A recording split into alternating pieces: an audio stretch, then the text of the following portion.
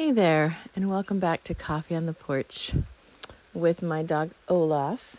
And today I wanted to talk about a quality that I highly suggest you look for in your career transition and in the career you're looking for. And that quality is satisfaction. The reason I encourage you to look at satisfaction is because a lot of times the work involved to get to a career change, sometimes the work you want to do itself is challenging work. And I want to offer you this reframe because sometimes I find people are looking for work that is easy or is effortless. And I use those words, and yes, that's true on a level. It doesn't mean it takes no effort, but there are things that come more naturally to you and others. So that is when I'll say the work is effortless or easy. But it doesn't necessarily mean that the process of changing your career or, again, sometimes the work itself isn't labor intensive. And I'm going to give you an example pinning on to the story that I've been telling about this trip that I've been planning. So I went on the trip. It's a fishing trip. Up here in Alaska, we have the ability to use a personal use fishery, which means we can go dip net down in a certain area and catch our year's worth of fish all at once. It's really lovely. I love to fish. I love all kinds of sport fishing, but dip netting is a little more like grocery shopping, and it makes putting away your fish for the year a lot easier because it's just all at once. You're not having to process one or two fish at a time. And typically, I have gone with other people. And like I had said before, this year it just didn't pan out that I had other people to go with. And so I was trying to figure out if I could go alone. This work is very, very physically taxing, physically labor intensive. There's a lot of logistics involved. Processing has a lot of logistics in it. There's just a lot of moving parts. And usually you split up the work between a few people. And since I had decided, hey, let's see if I can do it, I thought that'd be a fun puzzle. I went down, and in other videos I've talked about all of the obstacles that came in front of it. Most were out of my control, factors that I just didn't have any control over, and how I got around those. But the end result is I got there, and although things weren't perfect, and this is what I want to talk to you about today. Like, the process wasn't perfect. My timing wasn't perfect. The situation wasn't perfect. But it was good enough. It was good enough to go. It was good enough, especially for a first run, to answer the question, can I do this? Can a person do this alone? And it was so satisfying, but also so physically difficult. That many fish are very heavy. Working with nets across currents is very heavy. There's just a lot. You never really stop moving. The place I was camped was pretty far away from the fishing hole, so there was even a little more involved in it. And by the second or third day, I was just absolutely exhausted. My muscles hurt. I was tired. I hadn't had enough sleep. I hadn't really had time to eat full meals. There's no showers, anything like that. Although, funny note, they had a coffee stand, a barista stand, and she was like the magic of the day every day. It was fantastic.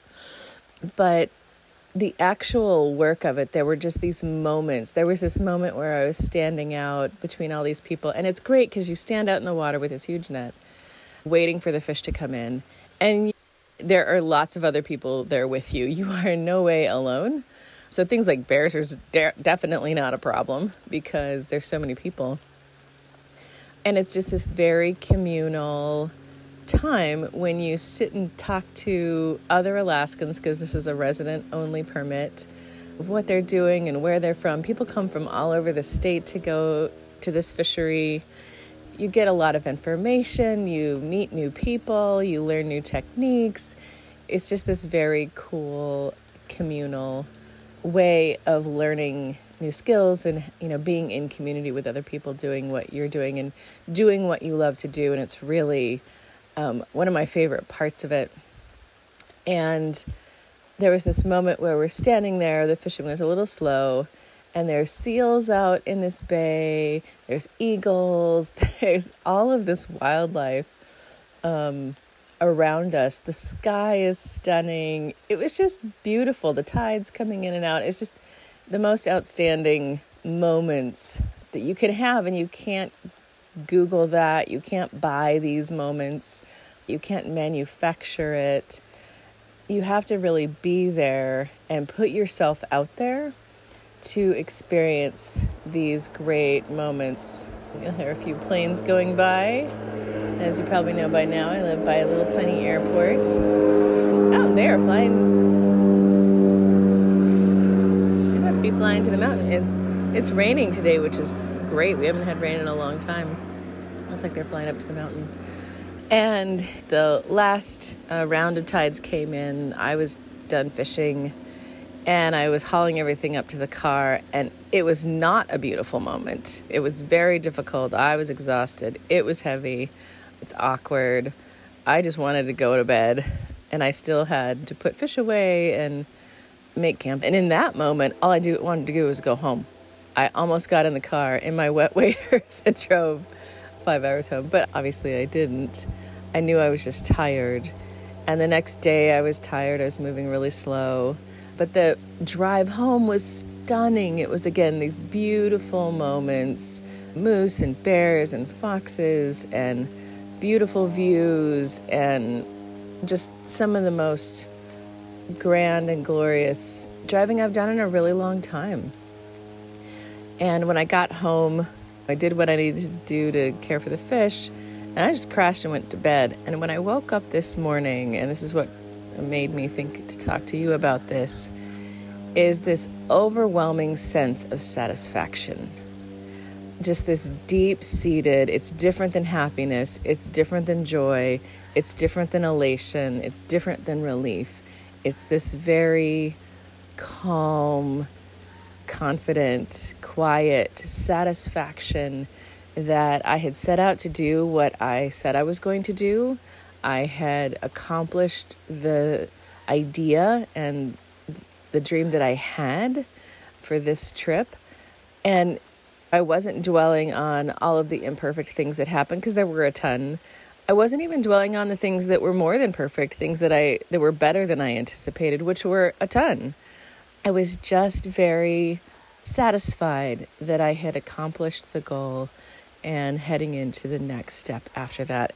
I want to leave you with that thought that the actual aim you're working towards at the end of the day in your career change and in any dream or idea or goal you're trying to accomplish is that feeling of satisfaction that is long-lasting, that doesn't go away with time, that isn't really externally affected at all. And things like happiness and joy and elation and ease may be mixed in, but that feeling of satisfaction is really one of the markers I find of a successful career, because it comes from inside you, knowing that you have pulled off a very difficult and challenging thing and succeeded and completed the goal or the dream that you were looking for. And to me, that feeling of satisfaction is the best feeling of success. So I hope that helps you on your journey. I know things can be challenging, especially if you're in the middle and it feels like it sucks and it feels like you want to stop.